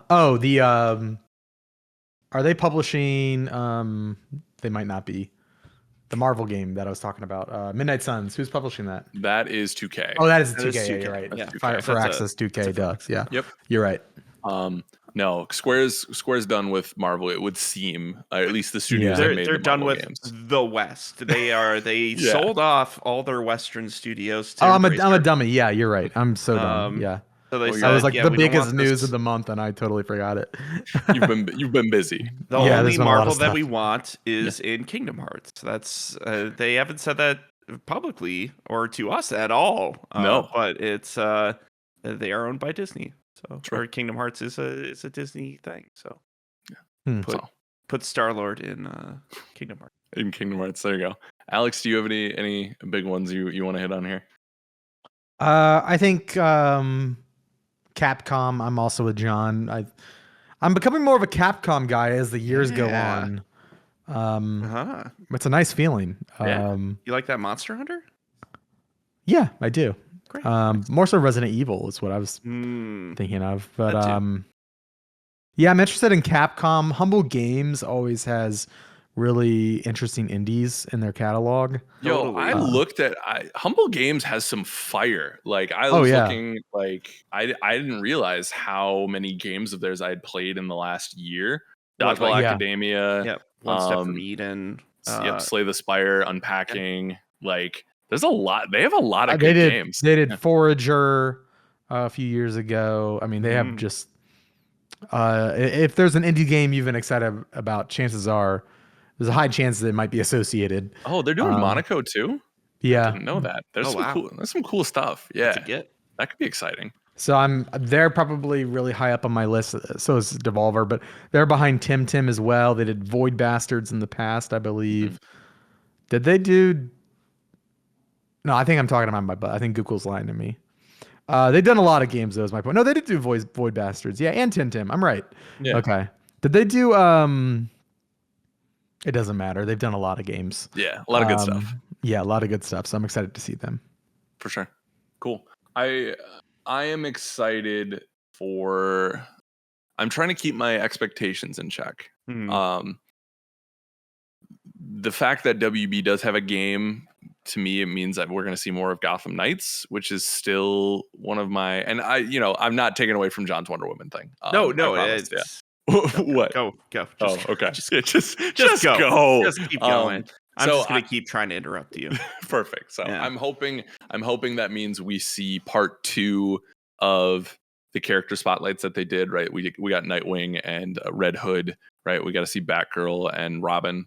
They kind of did with that first. Like I was thinking about this morning. Actually, they kind of did with their very first gameplay footage. That's a good call. That too. Was Robin and Batgirl. So I think you're right. So okay, but things could have changed in a long time. So like they could have just right. They could record a new one and just show us more footage of that game. Like I think that game is looking pretty cool. I really like the way I like that there's a gear system in it. I like that it is more RPG focused. Like they've always said it was an RPG, and I think a lot of people are trying to relate it too much to the Arkham games, in terms of how they play and how it's structured. And I think even from the start they've been positioning it as something separate from that. So for sure, I'm hoping it is, and I hope they show more. Right. I agree. Obviously with like Sony and Xbox being there, you're like, oh, is God of War going to be there? Oh, is like, what's Xbox got? I'm trying to keep that a like level of if God of War is at this thing, then I'm happily surprised more than like expecting it. You know what I mean? I played my hand a little bit too much last week because I didn't know what the structuring of PlayStation Showcase was going to be versus SGF. I do think this is where we see Resident Evil Village DLC. Like that feels perfect for this. Like, I mean, my prediction still stands, right? I'm going to get points. We'll live and die in those points anyways. But I do feel like this is a perfect spot. Like, but also we've predicted like 80 Capcom things, and not all of them can be there. Yeah. So I'm expecting I think I'm expecting fun stuff. I don't know if I'm expecting like E3 2017 from like Sony. You know what I mean? Like, but I'm excited to see what everyone has up their sleeves on my first work trip. So that's what I got there. Next one. So these progressively get wackier. So next one. This is Legend of Gamer 102 over on Discord, and Gamer says, probably the single most important question: does Jeff Keighley age? Scientifically speaking, I don't think he does. Not in the way that humans do, I would argue. No. Maybe the way that gods do, deities. To us, it looks like he hasn't aged, but there are far greater consequences in the beyond that he must atone for. That he has to have more for this gift. He must Law of equivalent exchange. Full Metal Alchemist. Pay in world exclusives, world premieres. He gets for every world he's got a deal with like, I don't know, like Loki. For every world premiere he gets. I do forget Keighley is a Norse god. That's right. Yeah, he gets one year added to like his pool of years. But if a game gets canceled though, that premiered at his show, there's a penalty. There's 2 years. Okay. So he has to be sure of it. It has to be like like when Mortal Kombat showed up at the Game Awards, and it was within like 4 months that it was released. Like that was a sure thing. He got a good like 25 years.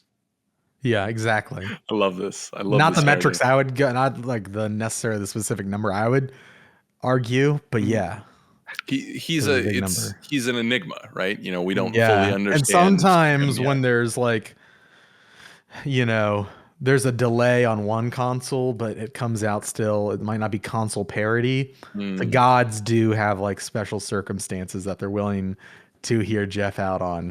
Of course. So. Yeah. Mhm. We're all saying this as we're all looking in the mirror and feeling Oh yeah, older. look at these So wrinkles, man. yeah, man, I've got 2 up here now. I'm growing out my hair because I feel old. So let's. Nice. Yeah. Yeah. It Yeah. looks good, John. Quick bet. thanks. We'll do a quick bet. Yeah. What color is Keely's shoes for the showcase? I'm saying red. White. Oh, I was gonna say red. I'm gonna go. I'm gonna go white. So 2 whites and a red. Yeah, I think they're white like flat top tennis shoes. Like Oh, so you're getting specific. Okay. yeah. I do like think it'll be red, but I'm saying white. Okay. something like a Vans or a. I don't know if you go Chucks. He doesn't, because he usually doesn't. I'm gonna wear say anything blue, like actually. branded. Okay. He doesn't wear shoes. He just wears. His feet just look like that. It's incredible. I'm gonna say a shade of blue. Like not. I don't think it's gonna be like Okay. royal blue, Okay. but like a more muted blue that would go with like a suit. Yeah. Okay. So red, white, and blue. There we go. Yeah. Alrighty. Thank you for the question, Legend of Gamer. Last one from Dayron in Fort Lauderdale, Florida. From the email podcast@GameInformer.com. This one really, I think, hits the heart Of what of Game what we've Informer is been all getting about. at. Yeah, Yes. and what we've been talking about all day here. It's why we exist as a Exactly. magazine. Yeah. In public, what's your policy on baby interaction? Baby being defined as 5 to 10 years old. Children that age have, or excuse me, I misspoke. 5 to 10 months old. Oh, 5 to 10 okay. months. Yeah. I misspoke. Sure. Yeah. Children that age have a tendency to stare, often when parents aren't looking or are looking elsewhere. And I'm a sucker for those fat little chibi humans. I Do you don't make- know if I like that. Do you make faces, wave, smile, or the ultimate baby flex, peekaboo? I've been caught numerous times playfully making faces at other babies. We're on the And- verge of a bad place. And my response is always the same. They started it. Tell your kid to stop picking face fights with me. It sounds like my grandpa. So when it comes to babies, what are your rules of engagement? Love always, from Dayron. I acknowledge their presence. Mm-hmm. You just go. You give him the chin. I give them a head nod. Yeah, what's up? What's up, No. It depends on the setting, right? Yeah. It is in public. Mm-hmm. Typically I'll do the thing where like I like smile at the baby, maybe with teeth. baby? Mm-hmm. Yeah. He always. And then I glance And up they- at the parent to acknowledge their presence as well. Mm-hmm. Smart. Mm-hmm. You give them a smile and with give them teeth. like a nice like I don't say anything, but like Nice baby. I Good job. acknowledge that their Yeah. baby is cute Congratulations. without words. You give them nucks too. Like yeah, you did a nice good one. job. Yeah. A nice one. Yeah. But wordless. Like That I'm not baby's trying to alive. make a scene. Okay. Yeah. Never, ever would I play peekaboo in public. No, not with the strange Um, baby. I think that's No. serial killer behavior, honestly. Oh my Dayron. God. Oh. You know, I just gotta call it how I see it, Dayron. You know, I don't think if I had a baby, I would let you near them after hearing this email. Well, don't go down to Fort Lauderdale. Those are apparently. my rules of engagement, There you Dayron. go. Yeah. John, how about you? Yeah, I'm also in like like you can't help but to smile at a baby. That's about it. Natural. Yeah, no, it's just like, hey, acknowledge the going on, baby. baby? Yeah, like, hey, baby, you're not gonna remember any of this. But it's we made eye contact. You're there, and then I'm not playing peekaboo. That's Not doing it. That's not. No, that's not. Mm-mm. That's not my job. Alex strikes me as a guy who would do peekaboo in Is- public. Is offensive, and I Well, maybe not in resent public. that. In private. In private, you're definitely a peekaboo. This kinda is a guy. really weird conversation. Like a That's friend's like- baby. That's how I greet my fiance. Actually, peekaboo in the morning. Peekaboo? Yeah. Guess who? She throws me out of bed the second I do it. Actually, gentlemen, I am terrified of babies, and babies are scared of me. So Why are Wow. you terrified? You both cry? I did. They make me uncomfortable. I don't like them. We both cry. It's a whole thing. They make you uncomfortable. Yeah, I'm not a baby fan. Have you ever held a baby? Yeah, and it's been a bad experience for everyone involved. So you don't know how to just hold a baby and support their no, neck? I know how to hold a baby. I'm just terrified I'm going to drop it. Yeah, There's a photo of me. You can and one just of my, like ask to hold it while sitting down. Well, yeah, I don't ask to hold it. Some people just offer it, and I'm like, oh, okay, sure. You don't have to say yes. There's a picture of me from the Super Bowl like 3 years ago when one of my buddies from college had a kid. Mhm. And it's just Did you hold the baby like a football? I'm on the Kinda and I threw him. Yeah. I was like, go catch. No, I promise I didn't do that. No, I'm sitting on the ground and I'm like holding him, and he has these crazy big eyes and he's like about to cry, and I just look like I don't know what I'm doing, and I'm like holding on for dear life, because it's like if you make one false move, you hit the kid's head on the door or something like that. Like, that's a problem. Spit up on you, know? like, yeah. and Babies can feel it too. They feel that I'm like uncomfortable with them, So it's like the you're whole making thing. me feel uncomfortable. I also I know we've talked about big man swag, blah blah blah. I'm huge, right? And I feel like I scare children because I am such like they look at me with awe or terror, one or the other. So I'm not, I'm very, very much anti. I'm not doing peekaboo. You're anti-baby. I'm not anti-baby, but I am. No more babies, please. No more babies, please. Alex Static. Just simply say, I decline. No. Next time you're offered a baby to hold. I'm actually full. Thank you, though. That was great. No, babies are fine. I just, You don't believe in them. I don't believe in them. Right. Yeah. What's your dog policy? Do you pet dogs? Oh, I'd lay down for dogs and let them run all over me. I love those things. Yeah. It was the meanest thing ever, which is karma for my baby opinion. But we were in Portland. I went to Cannon Beach recently. Beautiful little beach. They shot some of the Goonies there. And they were letting dogs go free, their owners. And there was an owner who had like 3 corgis, and corgis are my favorite dog. Mm-hmm. And one like saw us and like ran over, like, oh my God, like he started running at me, and I like got down. I was like on my knees. I was like, come here. And then he got close enough for me, and then he just swerved the other way. And I was like, oh no, this is the worst day of my life. I was ready to meet How do my you feel new about child. baby dogs? Baby dogs, the best. Like a week old. Love the smell of puppies. It's just wonderful. A week old dog. A week old dog. Oh, like a 1 week. week old. Oh, okay. Wait. 1 week old. Are you saying like a feeble, like fragile dog? Yes. Would you be afraid of it? No. Holding it. No, not at all. So you can't hold a baby though? Dogs and babies are two very different things. A tiny puppy that you have to bottle feed. I do it. So you value animal life less than human life? Yes, 100%. You're willing to make that an official stance? No. I've got PETA on speed dial, baby. Wouldn't they be happy with that? Lawyered. We're getting out of here. Thank you for the question. Yeah.